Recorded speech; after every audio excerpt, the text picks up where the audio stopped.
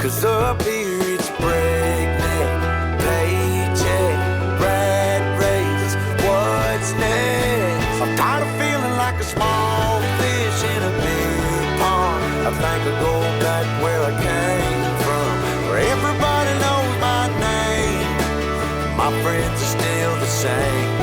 I guess the slow life hit me just right, like a bonfire on a cold night. Good morning, y'all. How you doing? So in this video, we're going to be working on the chicken coop again. I don't remember if I told y'all, but we did enclose the chicken run, so that whole thing is now the chicken coop. As you can see, we broke down the original coop we had built. In this big old new coop, we're going to be building chicken roosts and a swing. We're going to be putting an actual nest box in. We're going to be filling it with hay. Just trying to get it prepared not only for our current chickens, but for the chicks that we're going to be getting in the spring. And I was thinking how good it'll be to show y'all another update to the property, I guess. You know, the chicken coop is part of the property. So hang out with us as we get everything ready for our chickens.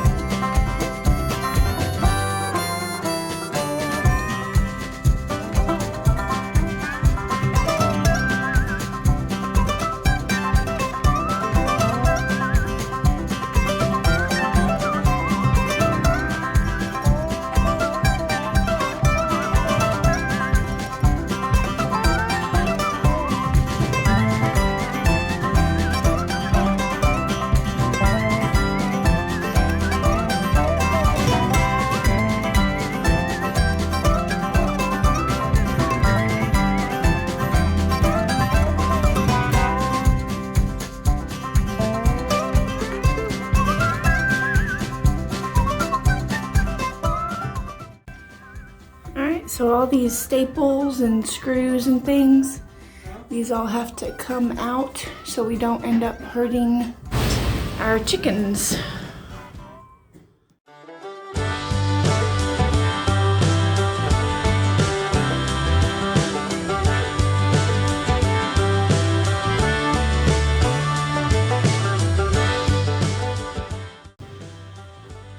Yeah, dude, it's a little different, huh?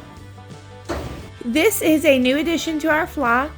Some friends of ours gave him to us since we lost our beautiful Rusty. They named him Gray, but because he has kind of a fluffy butt, I want to either name him Fluffy Butt or Gray Butt, so he keeps the gray, I guess. But he's adjusted well and is happy being with the girls.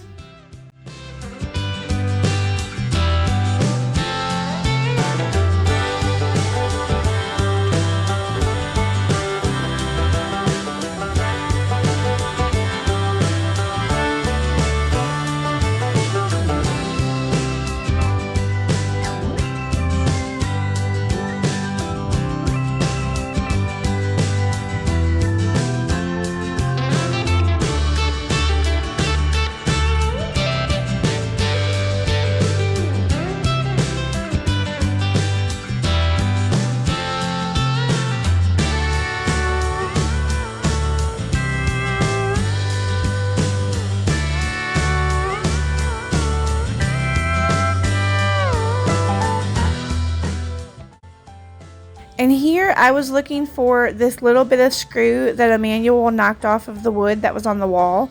I did not find it at this particular moment, but Emmanuel did tell me he ended up seeing it and picking it up later, shortly before we started putting the hay in the coop.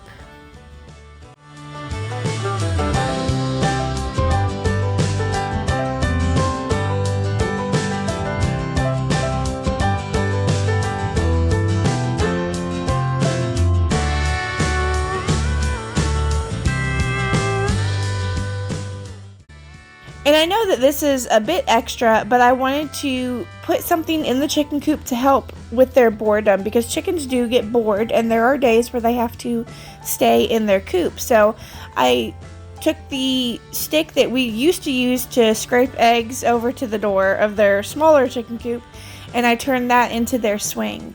The only thing I really had on hand was my macrame string, so I don't know how well they'll last, but if it breaks, I can always put up new string of better quality. So hopefully they'll like their swing and hopefully they use it.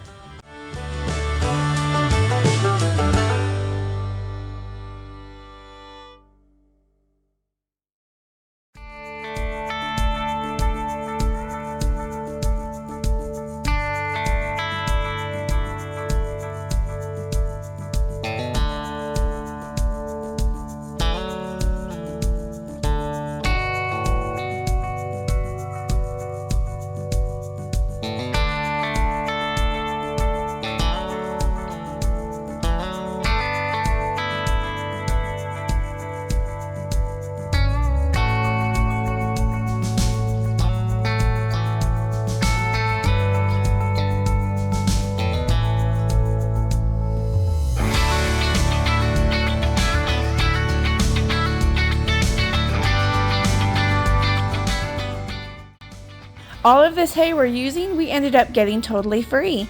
We went to a local man to buy 5 or 6 bales of hay, and he offered us all this free loose hay instead. So Emmanuel filled up the back of the truck. We put it all over the floor of the coop. We bagged up in empty feed bags what we could to store in the shed, and anything left got put back into the coop. So that's probably why there's a lot of hay in the coop right now.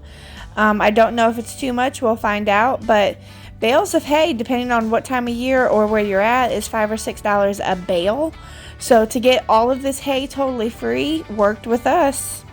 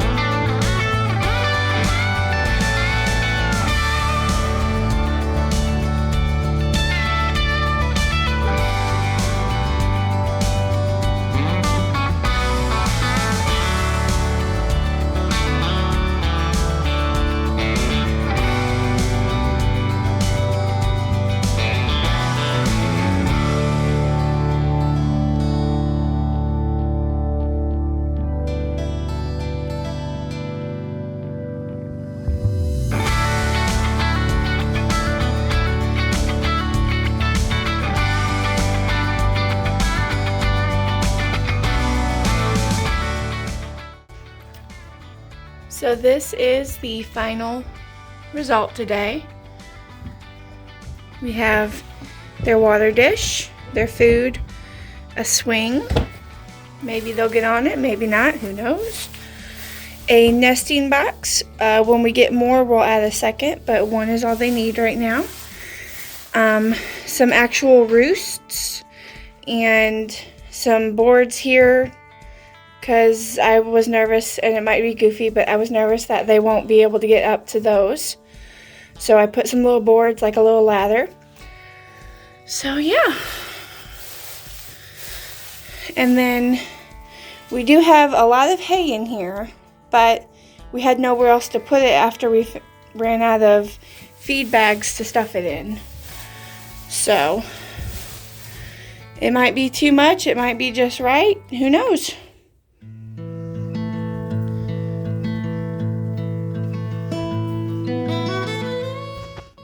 I'm pretty happy that the chickens were working on the garden plot. I've been wanting them to do that, but I've been scared to let them out since the dog attack. And because we were working on their coop, they got to free range all day. Hey, Big Red. And we call her Big Red because she has a big attitude. And even though she's one of the newest members of the flock, she has established herself pretty high on the pecking order because she's a bit aggressive.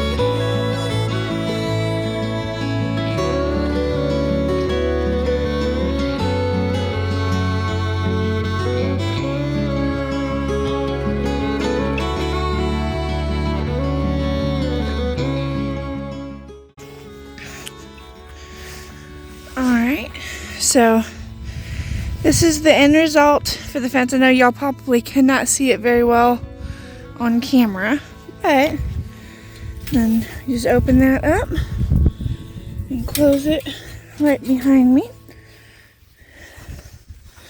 And let's see how well. I'm gonna have to stick that in, I already know. Let's see how well. Ugh. The way Emmanuel will set this up, you have to have 2 hands to do it. Alright guys. This one.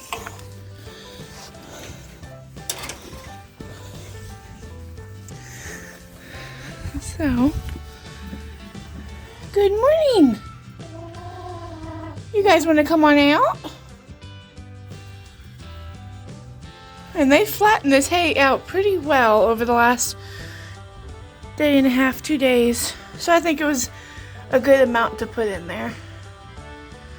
Alright, you guys want to come on out? These last couple weeks have been pretty cold.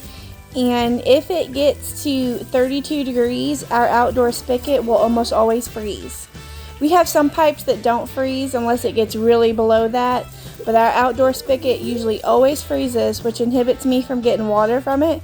So I've been having to bring water to them almost every morning from inside the house, either an old milk jug or a pitcher. But hey, you gotta do what you gotta do to make sure your animals are taken care of and have water too. Alright. So, I'm gonna squat down here.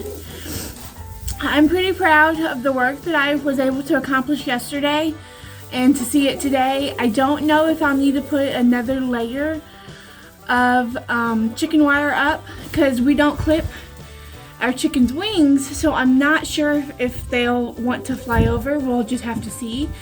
Another day I may put up another layer just to make the fence taller, just because, but not today. Yesterday and today is pretty cold.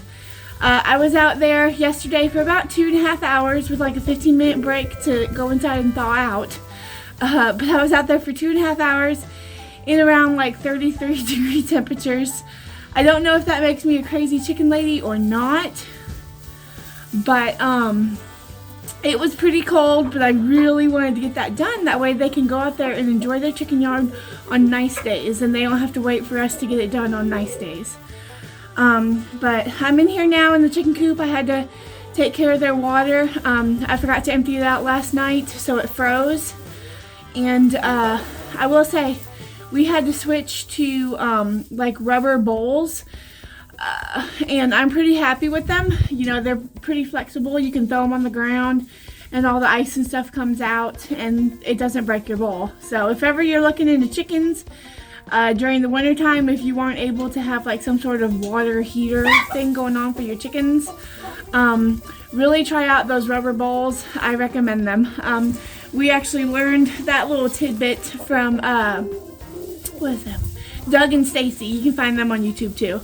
They're an hour or 2 away from us, but they have a Homestead channel and things like that, and they're full of knowledge. So like I said, I'm pretty proud of the work I did. I just wanted to share with you all the stuff we've done this weekend for our chickens.